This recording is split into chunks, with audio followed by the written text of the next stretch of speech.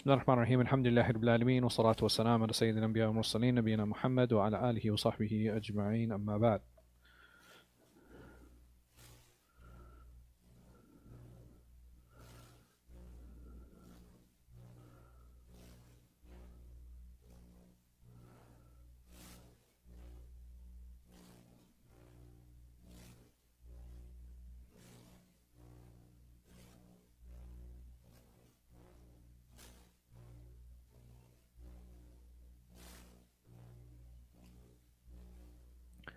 So last time we had started talking about when we have an irreconcilable case. If you have a situation where there's a narrator, there's a lot of discussion around that narrator, and how do you deal with that? How do you deal with the narrator when there's a difference of opinion concerning him?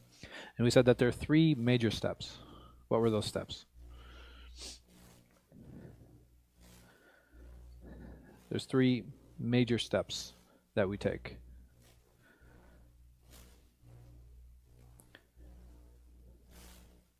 So it's going to be very far back.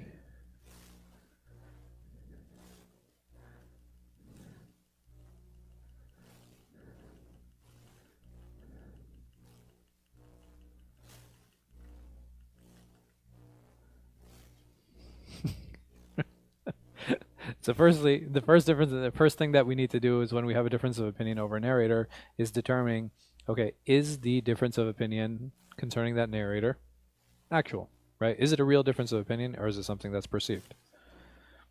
Yeah, or is like, okay, is the description right? Did we misunderstand it? Right? There are a number of things that were explored concerning that. And then, if we do have a difference of opinion and we determine it is actual, the next step is to do something that's called tarjih, right? Where we decide, we make a decision, we weigh in the different opinions, and we determine which opinion is stronger. And if I don't have enough information for me to make a valid decision, I do something that's called tawaqquf, right, where I suspend my ruling on that particular narrator. So where are we right now? We're still in the decision stage, right? So the last part of the decision stage is, right, when we cannot reconcile, right? And one of the ways that help us reconcile, right? So if you have a difference of opinion concerning someone, you can do something that has to do with irreconcilability. Meaning that if I have two sets of statements, right? If I have two sets of statements and I can't really reconcile them, so the next thing I can actually look at is it possible that the Imam, when he made that statement, he wasn't being fair? Right? It's a possibility. Why? Because they're human, right? And humans make mistakes. Humans have their own personal biases. Humans have their own personal inclinations, and that is going to translate over to narrators, like when they make their ahkam, when they make their rulings. So there are a number of things. Number one, like we said, they're human, and humans are affected by desires and emotions, which is something that is very natural. They're affected by the doubts that they hear or they find out about a particular individual, so they'll act on those doubts. And then when you combine these two things, it can really cloud that person's or that individual's judgment. It's important to note that they're not solely directed by their desires, right? Because they're imam. Otherwise, these individuals wouldn't be considered imams, right? And we trust imams to, in general, make sound decisions. Also, the doubt, that it has to be a reasonable doubt, right? So we know that if there is a doubt in the ruling, it's not something outrageous. It could have skewed, yes, absolutely, but it's not going to be like this outrageous doubt that we have concerning this particular narrator. So some things to keep in mind. Sometimes, as humans, we have a moment of weakness. Just because somebody's righteous doesn't mean that that person will never commit sin. Right? It might, right? But we would still call that person righteous. And it's the same thing here. Just because an imam makes a misstep or he makes a mistake, does that remove him from his position of imamah? No, right? He's still an imam. He's still a scholar. He's still somebody that is to be recognized and still somebody considered to be respected. The problem is when we love something, what happens is that it usually tends to blind and deafen us, right? Because we have this emotional cloud, right? Not to be considered like confused with Nova Scotian smoke, right? Allah protect us, man. Allah make things easy, man. Like it's like, what was it, 6 million acres? Right? It's like more than 6 million acres on fire. Well, I can't even imagine that. right? That's crazy. Allah protect us and them. I mean, yeah, yeah. Allah musta'an. Uh, so it only happens occasionally, right? So even if we do determine or we find out there's a situation that there's a that there might have been some injustice that happened, or there might have been a oversight on the part of the imam, can we use that as an excuse every single time? No, right? That doesn't make sense. We can use it occasionally, but we can't use it every single time. And we can use it with a particular narrator, and we can't apply it generally. Imams differed in different ways. Why? Because they lived at different times, right? So there's a possible difference that happens there. They lived in different lands, right? So there's that possibility also extends. They have different teachers. They have different schools of thought, different individual motivations and drives. But even with all of these things, we still consider them to be just, right? Because we see, and why do we know that? Because we see a lot of shared rulings. Even though if we look at all of these differences, logically, you would think that most of the conclusions they arrive at, would you think them to be the same, or would you think them to be different? No, I'm saying, like, if you look at all these differences that the different imams had, would you think that all of these people, when they made rulings, that they would come to the same conclusions, or would they come to different ones? Like, just logically. They would be different. They would be different. Why? Because they're different people. They're different people in different places. You would imagine that, okay, if these people were motivated by other than being just, by other than being upright, that every single conclusion, like, what are the chances that by chance that they came to the same conclusion on a whole bunch of different narrators?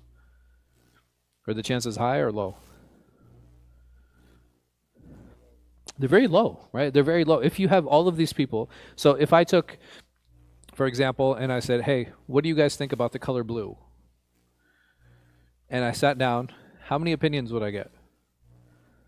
Would everybody, is it possible that everybody agrees that blue is the best color? No. You'll have some people who think it is, yes. And some of them will think it's what? The worst color. And then you'll have a spectrum in between. But what are the possibilities that they'll all come to the conclusion that blue is the best color? Or what is the possibility that they'll all come to the conclusion blue is the worst color? It's a low chance. Like, you just don't know, right? But over here with the narrators, like, even though they all had differing motivations, even though they all had differing backgrounds, even though they all had different incentives, they would still many times come to similar conclusions. And we, again, this is this idea of assuming that their rulings were just.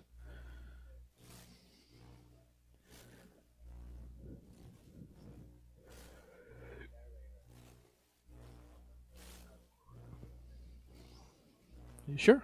If they were what? If they were honest and they were right? So, and I'm saying that's the assumption that it's like these individuals, like you right? They'd have to be honest and they'd have to be pursuing the same thing. These factors, no, I know they should affect people who are not honest, right? So this is actually a proof that they are honest and upright. So what are some examples? There are two major examples here that show that they were just and they were upright. The first of them is toward the people of innovation. Because as a scholar, how does this scholar look at innovators? Are these people that should be raised up and praised and used as examples in the Muslim community to them? Right. So when it came to their innovation, when they spoke about that innovation, how did they speak about it? They would absolutely refute it. So if you asked Imam Ahmed about the Khawarij, or if you asked Imam Bukhari or Muslim, what would they say about the Khawarij? They'd be like, no, they're pretty good people, you know what I mean? No. They'd refute them. They say, no, their belief system is false. But they would accept their narrations. What does that tell us about them? Mm-hmm. So this tells us about these imams that even though I fundamentally disagree with this person, I'm still willing to accept their narrations. Another one, toward their family. You would have scholars, and what would they do? They would actually speak about family members. They would say, my father is weak.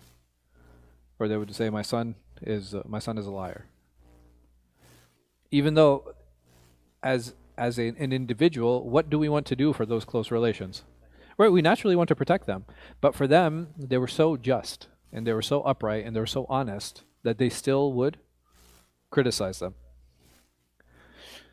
So what are some things that we can look for in terms of something something being a praise or something being a rejection? So if the criticism is towards someone who is considered an imam and agreed upon his status, and somebody criticizes him. So if I have an imam, like Imam Bukhari, and then I have 2 or 3 people criticizing him, what should I do with those criticisms? I should test them, right? I should be like, is Imam Bukhari actually an imam because these 2 people criticized him?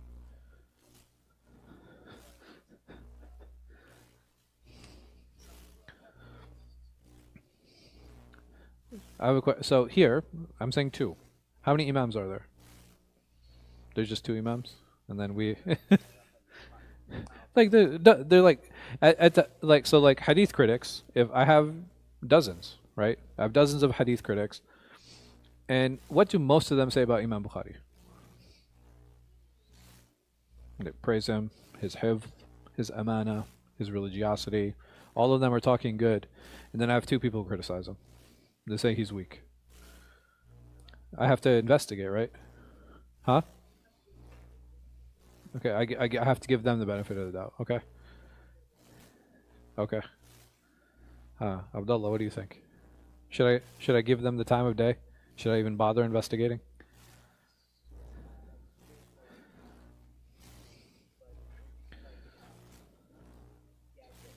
So you agree with Os. You're like, these deserve investigating. What do you think, Ibrahim? No, I'm saying I should give them the benefit of the doubt, right? Yes. You're with them? Okay. I completely disagree. His imam is established. His imam is established. There's even a few criticisms here and there. It doesn't make sense. It doesn't make sense to even give them the benefit of the doubt. Huh? I'm sorry? Oh, you're with the majority? Okay, yeah. Okay, that's understood.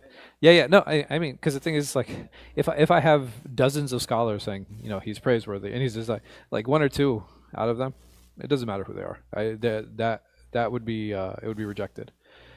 And the opposite also holds true. If I have dozens of scholars saying that this guy's a liar, and then I have 2 scholars who are saying, no, he's a really pious guy, and this and that.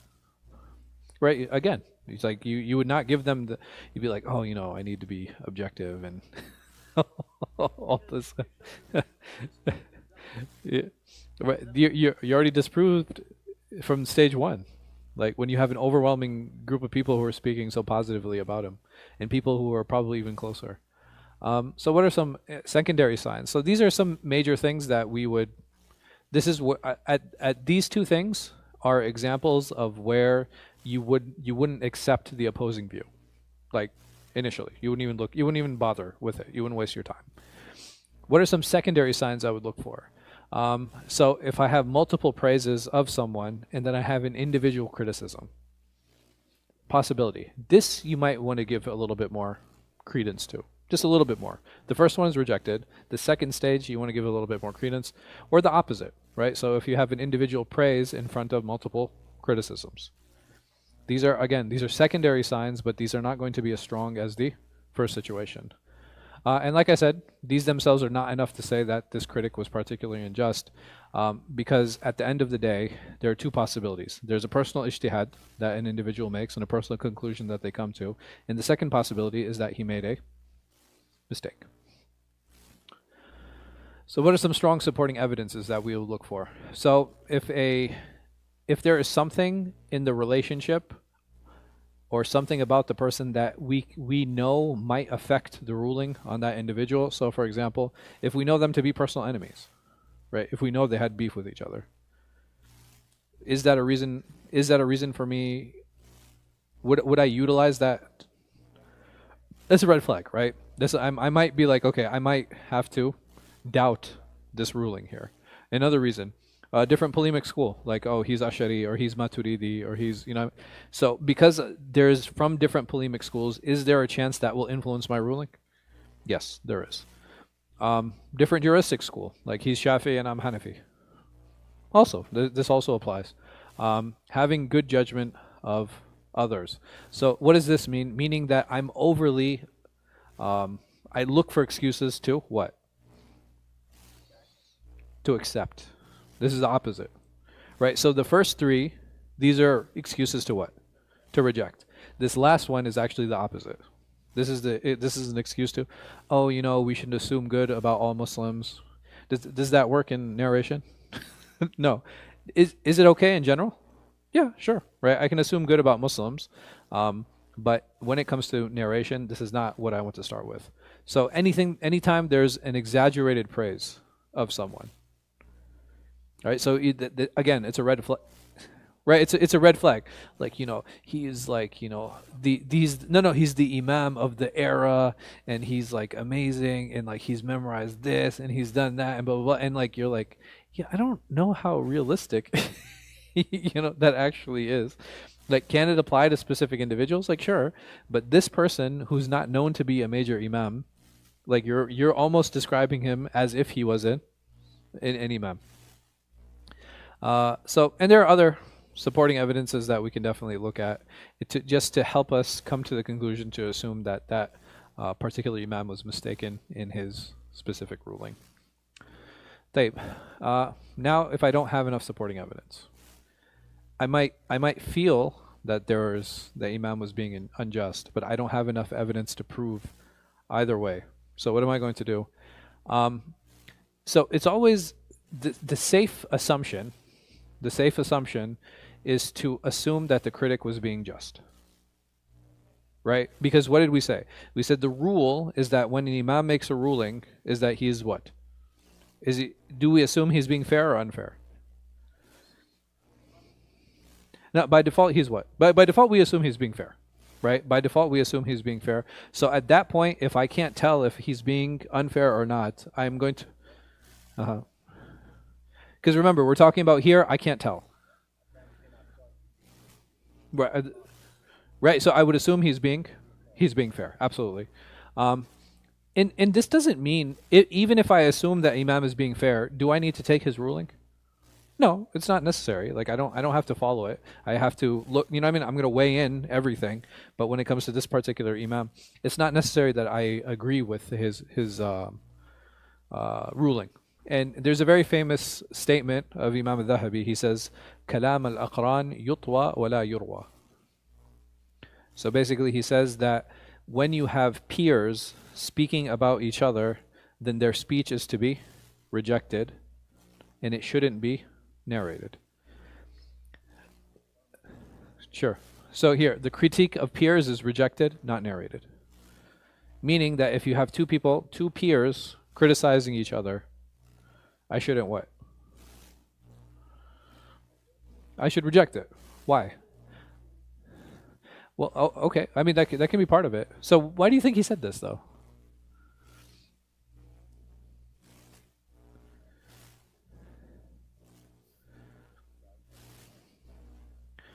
So I want to think about this. What is the problem when you have peers reviewing each other? All right, there can be a conflict of interest. What else? I'm sorry? Oh, because they're on similar standing. Like, how can you determine? Right? Oh, yeah. So who has a higher position? Okay. All those things. Not just that. Like, between peers, is there a chance of jealousy? Right. Absolutely. Right. But, it's higher than you think. If you have two people who are working in the same field, doing the same work, the chances of jealousy are actually they're very high. Right, they're very high. So like amongst doctors, there's going to be jealousy. Amongst imams, right, there's going to be jealousy. Amongst plumbers, lawyers, whatever field you're in, as whenever there's competition, there's going to be some sense of jealousy that's there. But is this always true? And what did Imam al-Dhahabi say when he meant that?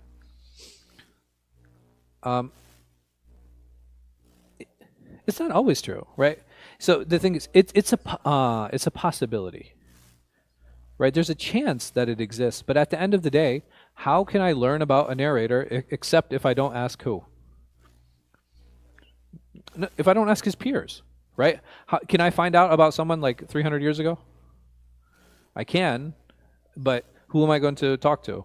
Am I going to talk to the people before him? Am I going to talk to the people after him? Huh? No, that's fine, right? I'm going to have to read what his peers had to say about him. Like, that's the only way to actually. That's not only is it the only way; it's the best way to find out about someone. Yes. If I have a choice between, it's like, okay, well, these people, they're actually his fellow students. All right, these people, like, they're telling me what they heard about him.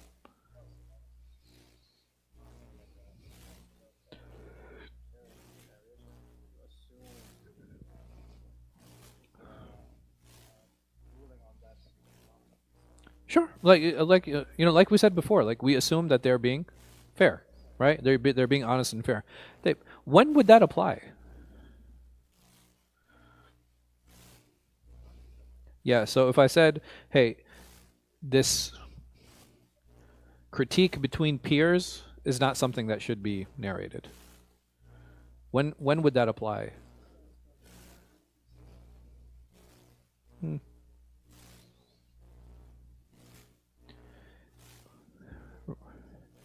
Huh?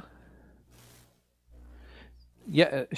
So when would it be? When we see that there's a bias, right? When we were talking about it before, like this whole discussion was like, if I'm like, he's clearly being unfair in his judgment of this person, and at that point, I can definitely use this principle because I'll be like, no, he's not being fair, right? What he said here, he's being unfair, he's being unjust. Why is he being unfair and unjust? Because they were peers, and he's clearly what?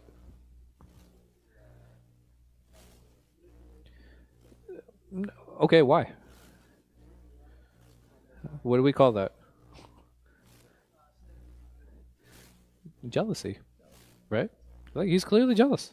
He's clearly jealous, and that's why he criticized him. And sometimes that can be you can be aware of your jealousy, and sometimes it's not you're not as aware of it, right? So the second one, tarjih. So we finished the entire discussion of can we actually determine if there was a criticism? Is the criticism established or not? So now we're going to say, okay, how do I make an informed decision? What are some of the steps that I would take? So there are two types of criticisms that happen. You have explicit and you have vague or general. An explicit criticism or jarh mufassar, what does that mean? It means that he not only does he disparage that person, but he gives the reason of why he critiqued him. And the opposite of that would be vague or general, meaning that he didn't do what? So he said huwa life, for example. I have Imam Bukhari, he says huwa life, he's weak. Did he tell me why he's weak? Is it because he's lying? Is it because he has weak memory? Or is it right? It's what? It's vague. It's general. So in these two situations, which one do you think gets priority? Explicit.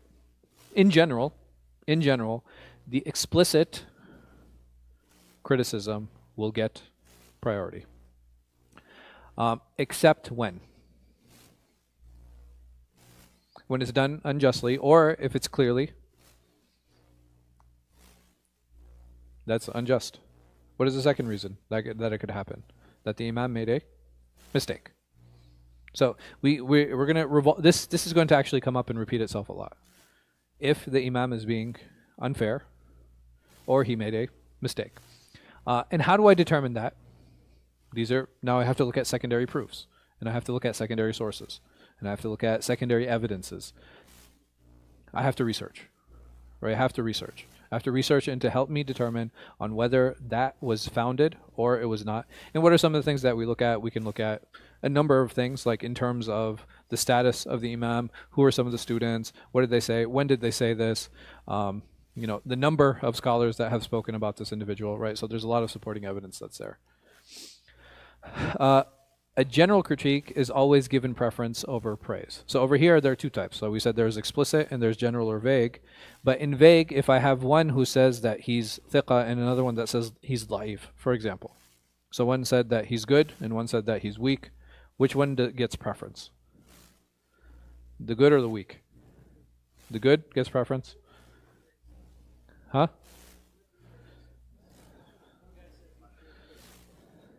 That's in a comparative setting. I'm just saying that we have a statement. Huwa thiqa, huwa dhaif. From two different imams. Which one is going to get preference? Yes. Well, they're not, and we'll talk about how and why. Oh, they could be equally educated. They might not be, concerning this narrator, equally informed. So which one would you choose in general? No, you don't. No, you would choose the one. You would choose the criticism. In this situation, you would give preference to the criticism. Why? Because the critic has more information about the narrator. There's something he knows. Yes, because we said that if we look at the narrations of someone and we don't see any problems with them, the assumption is that he is what? Accepted. But what if I know about the narrator he's a liar? Can a liar narrate sound a hadith? Yes, he can. Yes, he can. And if I look at a narration and the narration looks sound, and I don't know anything about the narrator, what can I assume? That the narrator is also sound. But this imam, he's like, man, I know the narrator. This dude's a liar. Do you see what happened there? How else would he know he's a liar? He'd have to be informed, right? It's not necessarily experience. Like, experience is definitely a part of it, like from dealing with a lot of riwayat. But if a person actually knows him, he's like, nah, man, that dude's a liar, dude. Oh, with the narrator, yeah. Yeah, so he's more informed versus the other scholar who was not as informed about him. So we would assume, because we had said that the reasons to be criticized are very limited, but the reasons to be praised are many. And if we understand that the reasons for criticism are limited, then that means that the critic has more information about the narrator. Ahsant. You have a question, or you just? I saw your hand go up. Yeah, I was like, Osta usually doesn't ask questions like that. He just starts yelling.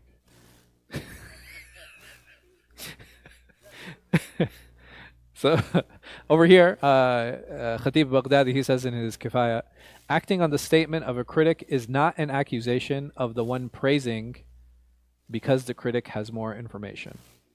Are you guys following? So basically, if I listen to the critic, am I saying about the one who's praising that he doesn't know what he's talking about? No, not necessarily. And that's what he's saying here. Because why? Because the critic has more information. That's all that's being stated, and that's all that's being said. I'm sorry, my OCD is kicking in. I do, actually. Possibly. I haven't gotten diagnosed.